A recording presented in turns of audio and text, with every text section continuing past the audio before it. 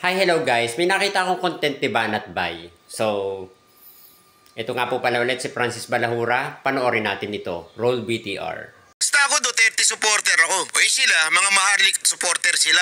Mga panatiko ni Maharlika. Hiwalay na natin ngayon yan. Hindi ho magkasama yan. Ihiwalay na ho natin. Huwag na ho tayo magpanggap. Pasensya ho pero yung mga nagsasabi, unite with Maharlika, no! Well, alam mo, Banat Bay, hindi mo na kailangang mag-explain dahil kilala na kita, kilala ka na namin. Sabi nga ng ating mga magulang, bago tayo kumain, is maghugas ng kamay.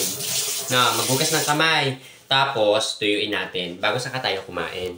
Hindi ka pa man kakain, naghuhugas ka na kaagad ng kamay. Kilala ka na namin. At ang siste pala is, pagbabatikusin ang gobyerno, magkakasama kayo. Pag nagkaroon ng aberya at nagandaletse-letse at nagkakaso-kaso, turuan na kayo. Play safe.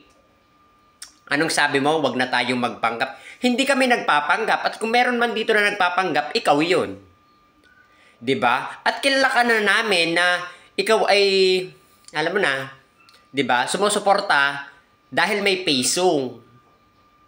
Kaya ikaw, Banat Bay, huwag ka masyadong maghugas ng kamay. Masama rin yung maubusan ka ng bakterya. Baka magkasakit ka. Keep safe and God bless. Meow.